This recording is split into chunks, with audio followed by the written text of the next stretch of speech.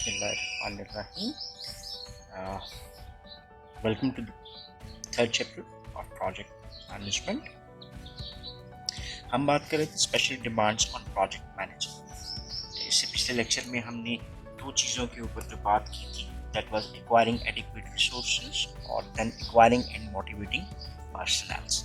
अभी हम बात शुरू करेंगे डीलिंग विद द ऑब्स्टिकल्स के ऊपर कि एक प्रोजेक्ट मैनेजर को किन ऑब्स्टिकल्स को डील करना पड़ता है, and this is also considered as the prime responsibility of a project manager. पहली चीज जो डीलिंग विद ऑब्स्टिकल से रिलेट करती है, that is every project is unique in its nature. How we consider that every project is unique, ये क्या है? हमने जब प्रोजेक्ट की डेफिनेशन को देखा था तो हमने ये डिफाइन किया कि project is a temporary endeavour which is a definite start and a definite end, और each project is different than the other one. इसका मतलब क्या हुआ? जब एक प्रोजेक्ट किसी दूसरे प्रोजेक्ट से बिल्कुल डिफर करता है, इस कॉन्टेक्स्ट में वो प्रोजेक्ट क्या बना? That project is a unique project. अब इसका मतलब क्या हुआ कि अगर कोई भी प्रोजेक्ट अपने आप में दूसरे प्रोजेक्ट से डिफर करता है तो उससे रिलेटेड ऑब्स्टिकल्स जो हैं वो भी यूनिक नेचर की होंगी। So if one construction project is conducted in a different time period with different types of resources, it might have different obstacles, problems associated with it। और अगर उसी तरह से ये कोई हमारे पास एक और प्रोजेक्ट अगर हमारे पास चल रहा है और उसको अगर हम देखें तो वो भी डिफरेंट नेचर का होगा, उसके रिसोर्स रिक्वायरमेंट और चीज़ें क्या होंगी वो भी आपको डिफर करती हुई दिखाई देंगी। So each project being unique might create different types of obstacles. So इससे आगे चलते हैं। Project manager should be ready to face a series of crisis. How this can be associated with a series of crisis means हम one crisis की बात करते हैं, second की बात करते हैं और थर्ड की बात करते हैं। लाइक हमारे पास रिसोर्सेज लिमिटेड हैं, ह्यूमन रिसोर्स को एक्वायर करना एक और प्रॉब्लम हो सकती है, उस स्पेसिफिक टेक्नोलॉजी को फाइंड आउट करना, उस specific knowledge skills and abilities के साथ लोगों को देखना, ये और प्रोजेक्ट क्राइसिस क्रिएट कर सकता है। और फिर a big problem is scope creep. Project का जो स्कोप है, हमने project management body of knowledge को देखा, उसमें प्रोजेक्ट स्कोप मैनेजमेंट एक प्रोजेक्ट के लिए एक बहुत बड़ा एलिमेंट है जिसके ऊपर एक्सपर्टाइज लेना बहुत ज़रूरी है। At time scope with the time change हो सकता है। अगर हम इन्वायरमेंटल कैरेक्टरिस्टिक्स की बात करते हैं, डेमोग्राफिक्स की बात करते हैं, इकोनॉमिक स्टेटस की बात करते हैं, टेक्नोलॉजिकल एडवांसमेंट्स को देख लें तो ये सारी चीज़ें अपने आप में तब्दील होती हैं, और इसी तब्दीली के साथ एक प्रोजेक्ट का स्कोप भी क्या कर सकता है, because of the external influences और because of the internal influences ये चेंज हो सकता है। और उस स्कोप में चेंज को डील करना एक बहुत बड़ा चैलेंज हो सकता है किसी भी प्रोजेक्ट मैनेजर के। सो गुड प्रोजेक्ट मैनेजर्स जो हैं are fire preventers hopefully, but also fire fighters. अब ये दो एलिमेंट्स के ऊपर बात की है।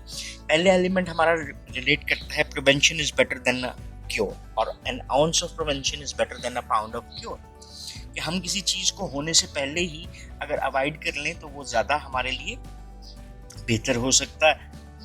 So avoidance is the first strategy कि वो प्रॉब्लम क्रिएट ही ना हो। सेकेंड एलिमेंट जो इसका आता है वो रिलेट करता है फायर फाइटिंग के साथ, that is more reactive in its nature, कि जहाँ पे प्रॉब्लम आ रही है हम उसको फिक्स कर लेते हैं। अगर रिसोर्सेज नहीं मिल रहे तो हम सेकंड की बात कर लेते हैं कि हमें कहाँ से रिसोर्स मिल सकते हैं। अगर हमें ह्यूमन रिसोर्सेज में वो स्किल नहीं मिल रही तो हम स्किल डेवलपमेंट की तरफ चले जाते हैं। तो that is more like fire fighting की जो प्रॉब्लम जैसे आती है उसी को हम उसी अंदाज में डील करने की कोशिश कर सकते हैं। देन हमारे पास जो अगला एलिमेंट आता है डीलिंग विद ऑब्स्टिकल्स के हवाले से, दैट अर्ली प्रॉब्लम्स किसी भी प्रोजेक्ट में अगर जो हम देख रहे होते हैं वो किसके साथ रिलेट करती हैं?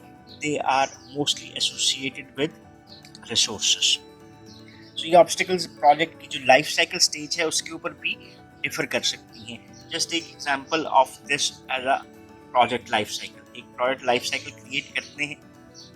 अब ये प्रोजेक्ट जो लाइफ साइकिल है इसकी आपको सेवरल स्टेजेस नजर आ रही हैं। इस स्टेज के ऊपर जो ऑब्स्टिकल्स हैं वो फर्क होंगी, सेकंड स्टेज पे फर्क होंगी, थर्ड पे, फोर्थ के ऊपर, फिफ्थ के ऊपर ये डिफर कर सकती है। सो अर्ली प्रॉब्लम जो सी हैं वो रिसोर्स एलोकेशन के साथ रिलेट करती हुई आपको नजर आती है कि एट टाइम्स हमारे लिए रिसोर्सेज को एक्वायर करना ज़्यादा डिफिकल्ट हो सकता है, चाहे वो ह्यूमन रिसोर्स हो, टेक्निकल रिसोर्स हो, या हमारे पास financial resources, equipment, machinery, anything like that.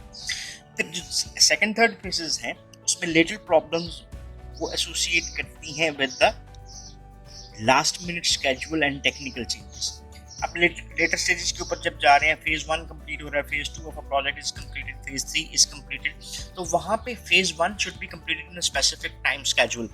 उस टाइम स्केड्यूल में हमें हर्डल्स फेस करनी पड़ सकती है कि हमारा टाइम जो है वो ज़्यादा लग रहा है और फिनिश टाइमिंग के मुताबिक शायद हम उसको मैनेज ना कर पाएँ, या टेक्निकल चेंजेस जहाँ पे हमारे से रिक्वायर्ड होती हैं तो वो एक्सपर्टाइज हमें वहाँ पर लगाना मुश्किल हो सकता है। Then the happening a team when the project is complete। एक और जो सबसे बड़ी हर्डल जिसको हमने जो टीम के हवाले से भी डिस्कस किया था वो ये है कि क्या होगा उस टीम के साथ जब प्रोजेक्ट कंप्लीट होगा। उसको कि जब लोगों को पता होता है कि प्रोजेक्ट इज गेटिंग कंप्लीटेड और इस प्रोजेक्ट की कंप्लीशन के साथ उनका time period with the project and the company is also going to be over, तो उनके लिए वो कंसंट्रेशन लेवल को बरकरार रखना, उस एफर्ट को बरकरार रखना, कमिटमेंट को बरकरार रखना ज़्यादा डिफिकल्ट हो जाता है। सो एक ऑब्स्टिकल क्या बन गई कि उस वक्त आपने टीम को कैसे मैनेज करना है, उस मोरल को कैसे आपने बरकरार रखना है, and then there might be a possibility that how to manage that resource after the project, कि क्या वो लोग फारिग हो जाएंगे, उसको किसी और प्रोजेक्ट में लेकर जाना है, whatever, because this is also considered as some responsibility of the project manager। Then हमारे पास अगला जो फोर्थ पॉइंट आता है, that is making project goals trade-off। That is the fourth point कि project managers must make trade-off between the project goals। हमने इसके ऊपर थोड़ी सी पहले भी बात की थी कि ट्रेड ऑफ हमने कहा था जब हमें किसी एक चीज़ को लेट गो करना पड़ता है किसी एक और चीज़ को हासिल करने के लिए। So that is the cost, time और स्कोप और परफॉर्मेंस। ये क्या है जी? These are the primary goals of any project. So अगर हमने बात की थी कि for instance just take an example, if I have to come for a class, अब टाइम पे मैंने क्लास में पहुंचना है, अब मैंने कुछ डिस्टेंस कवर करना है, और अगर मैं पैदल जाता हूँ तो मुझे टाइम ज़्यादा लग जाएगा, लेकिन आई have to pay 200 rupees to reach the class on time, तो मेरी कॉस्ट जो सी है वो अनसेटल हो जाती है। अब मेरे लिए क्लास पे टाइम पे पहुंचना इंपॉर्टेंट है, कॉस्ट सेकेंडरी गोल हो गया और टाइम पे क्लास में पहुंचना प्राइमरी गोल हो गया। तो ट्रेड ऑफ क्या हुआ कि more cost to save time and performance. ये क्या हो गया? That is what is called as a trade off between these things. फिर इसके बाद हमारे पास प्राइमरी ऑब्जेक्टिव के साथ एंसिलरी ऑब्जेक्टिव्स भी हो सकते हैं, जो जैसे फर्ज करें जो हमारे स्टेक होल्डर्स हैं उनकी जो विश है उसको पूरा करना, प्रोजेक्ट में चेंज आ रही है उस चीज़ को थोड़ा सा देखने की तरफ जाना। So these things can also create some trade off these things. Then हमारे पास जो अगली बात आती है वो है कि एट टाइम हमारे पास मल्टीपल प्रोजेक्ट्स फंक्शनिंग कर रहे होते हैं। We are dealing with multiple projects. So वो मल्टीपल प्रोजेक्ट्स के साथ हम किस तरह से चलेंगे, किस प्रोजेक्ट को क्या दिया जाएगा, कितने रिसोर्स दिए जाएंगे, कितने नहीं दिए जाएंगे। जो प्रोजेक्ट ज़्यादा इंपॉर्टेंट है, नियर टू कंप्लीशन है, शायद उसको ज़्यादा रिसोर्स चाहिए हैं। जो नया प्रोजेक्ट आया है वो उसकी इंपॉर्टेंस ज़्यादा है तो उसको पहले से रिसोर्स दिए जाएँ। सो ये एक अनार्की सिचुएशन जो है वो भी हमें गोल ट्रेड ऑफ की तरफ लेकर जाती है। And then project goals and organisational goals. अब प्रोजेक्ट के गोल्स के हैं, ऑर्गेनाइजेशन के गोल्स के हैं, they can be aligned, they can be at time different. So उसमें भी हमें ये डिसाइड करना पड़ता है कि हमें किस चीज़ के ऊपर ज़्यादा तवज्जो देनी है। These are the organizational goals, और जिस प्रोजेक्ट के ऊपर हम इन्वेस्ट करने जा रहे हैं उसके गोल्स ज़्यादा इंपॉर्टेंट हैं। और देन जी प्रोजेक्ट फ्रॉम करियर। ओके, तीन चीज़ें आ गई जी। एक चीज़ आ गई प्रोजेक्ट, दूसरी चीज़ क्या आ गई जी फर्म, और तीसरी चीज़ क्या आ गई है दैट इज़ द करियर। अब प्रोजेक्ट मैनेजर के हवाले से उसके लिए प्रोजेक्ट इंपॉर्टेंट है, वो कंपनी जिसके लिए वो कर रहा है या उसका अपना एक पर्सनल करियर जो है वो उसके लिए इम्पॉर्टेंट है। So these kind of trade off can be devastating for any type of organization and they puts up a challenge for the project manager.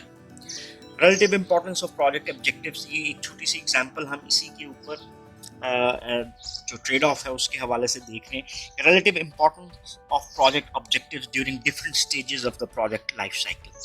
जो हमारे पास डिफरेंट स्टेजेस आती हैं उसमें जो अभी मैंने आपके लिए एक डायग्राम सी भी बनाई थी, उसको दोबारा बना देते हैं। चलें जी, ये हमने क्या कर दिया जी, एक लाइफ साइकिल बना दिया है प्रोजेक्ट का। पहली स्टेज फॉर्मेशन, दूसरी बिल्ड अप, तीसरी मेन स्टेज और चौथी स्टेज क्या होगी जी, फेज आउट स्टेज।